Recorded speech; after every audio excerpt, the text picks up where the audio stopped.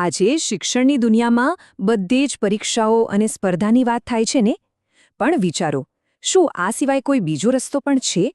ચાલો આજે એક એવી અનોખી શિક્ષણ પદ્ધતિને જાણીએ જેનું ફોકસ બાળકોને જીવન માટે તૈયાર કરવાનું છે, ખાલી પરીક્ષા માટે નહીં. આ એક એવો સવાલ છે જે આજે લગભગ દરેક મા-બાપ અને શિક્ષકોના મનમાં ઘૂમી રહ્યો છે.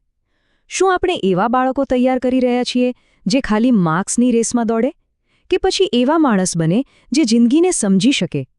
બસ આ જ સવાલના જવાબની શોધમાં કેટલાકે શિક્ષણનો એક તદ્દન નવો જ માર્ગ પસંદ કર્યો છે. અને આ કોઈ સામાન્ય સ્કૂલની વાર્તા નથી.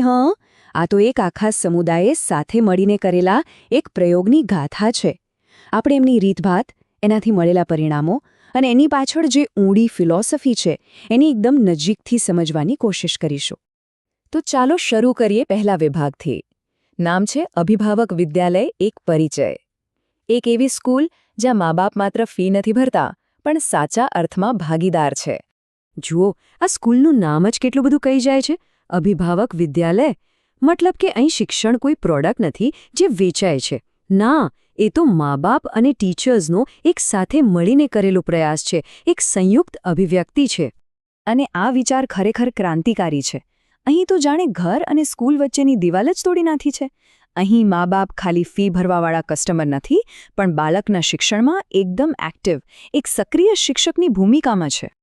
હવે આવીએ આપણા બીજા વિભાગ પર, વર્ગખંડમાં જીવનવિદ્યા.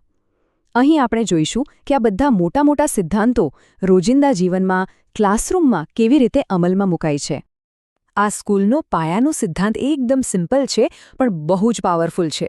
એ લોકો માને છે કે બાળકો તમે શું કહો છો એનાથી નથી શીખતા, પણ તમે શું કરો છો એનાથી શીખે છે. ઉપદેશ નહીં, ઉદાહરણ. જે સાંભળે છે એ તો કદાચ ભૂલી પણ જાય, પણ જે જુએ છે ને એ સીધું દિલમાં ઉતરી જાય છે. આ ઉદાહરણ જુઓ, કેટલું નાનું પણ કેટલું શક્તિશાળી છે. આ બતાવે છે કે શિસ્ત કોઈ નિયમ લાદવાથી નથી આવતી. જ્યારે બાળકો રોજ વડીલોને, એમના ટીચર્સને યોગ્ય કામ કરતા જુએ છે, ત્યારે એ શિસ્ત જાતે જ કુદરતી રીતે એમનામાં ઉતરી આવે છે. આપણે મોટાભાગની સ્કૂલોમાં શું જોઈએ છે? કોમ્પિટિશન, માર્ક્સનો ડર, એકબીજાથી આગળ નીકળવાની હોડ. પણ અહીં લક્ષ્ય ડરાવવાનું છે જ નહીં. અહીંનું મુખ્ય કામ છે બાળકની અંદર રહેલા આત્મવિશ્વાસને જગાડવાનું. બસ આ વાત પર જરા ધ્યાન આપજો. બર્થડે પર ગિફ્ટ કે પાર્ટીની સ્પર્ધાને બદલે બીજા બાળકોને એ બાળકની કોઈ સારી વાત કહેવા માટે પ્રોત્સાહિત કરાય છે. આનાથી શું થાય? ઈર્ષ્યાની જગ્યાએ એકબીજા માટે માન અને પ્રેમ જાગે છે. અને આ બધું નાનપણથી જ. કેટલું સુંદર છે આ! તો ફરક એકદમ સાફ છે નહીં? એક બાજુ છે માર્ક્સ, ગ્રેડ અને રેન્કની દોડ, અને બીજી બાજુ છે બાળકના સારા કામોને જોવાનું, એના સારા ગુણોને ઓળખવાનું અને એના આંતરિક વિશ્વાસને મજબૂત કરવાનું.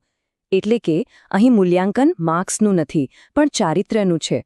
અહીંયા છે ને, કોઈ પણ વિષયની ગોખણપટ્ટીની જેમ નથી શીખવવામાં આવતો, પણ દરેક વિષય પાછળનો હેતુ, એનું શા માટે, ક્લિયર કરવામાં આવે છે. જેથી ભણતર પુસ્તકોમાં જ ના રહી જાય, પણ સીધું જિંદગી સાથે જોડાય. આ ગણિતવાળું ઉદાહરણ તો જુઓ, કેટલું સરસ છે. મેથ્સ શીખવવામાં આવે છે ઘરની જરૂરિયાતોની ગણતરી માટે, અનાજ કેટલું લાવવું એના માટે, સંબંધોમાં કોણે કેટલું કર્યું એનો હિસાબ રાખવા માટે નહીં. આ જ તો છે જ્ઞાનનો સાચો ઉપયોગ. ચાલો હવે ત્રીજા વિભાગમાં જઈએ, મૂલ્યોનું પરિણામ. આ બધી મહેનતનું, આ વિચારધારાનું પરિણામ શું આવ્યું? ચાલો સીધું વિદ્યાર્થીઓ અને મા બાપ પાસેથી જ સાંભળીએ. એક ભૂતપૂર્વ વિદ્યાર્થીની સમૃદ્ધિ એનો અનુભવ શેર કરે છે. એ કહે છે કે સ્પર્ધાત્મક પરીક્ષા વખતે બીજા બધા ડરતા હતા, પણ એનો ડર ગાયબ હતો. કેમ? કારણ કે એના માટે શીખવાની પ્રોસેસ પોતે જ એક ઇનામ હતી, પરિણામની ચિંતા જ નહીં. અને આ શિક્ષણની અસર ખાલી સ્કૂલ પૂરતી સીમિત નથી, એ તો ઘર સુધી પહોંચે છે. એક માં, કવિતા, કહે છે કે એમની દીકરીએ એના આઇડલ તરીકે મારી મમ્મી લખ્યું. જ્યારે ટીચરે આ વાંચ્યું ત્યારે એમની આંખમાં પણ પાણી આવી ગયા. આજ તો છે સાચી કેળવણી. આ બીજો કિસ્સો તો એનાથી પણ વધારે ઊંડો છે. જ્યારે દાદીએ હીરાની બુટ્ટી આપવાની વાત કરી ત્યારે દીકરીએ કહ્યું કે તમારા જેવા લોકોના કારણે જ ધરતી બીમાર છે. વિચારો, આટલી નાની ઉંમરે પર્યાવરણ અને કુદરત સાથેના સંબંધની આટલી ઊંડી સમજ આ ઘોખણપટ્ટીથી ના આવે. તો આ બધાની પાછળની ફિલોસોફી શું છે? ચાલો આપણા છેલ્લા વિભાગમાં એને સમજીએ. શિક્ષણનો સાચો અર્થ, ચેતનાની ફિલોસોફી. તો આ આખી સિસ્ટમનો અંતિમ ધ્યેય શું છે? ચેતના વિકાસ.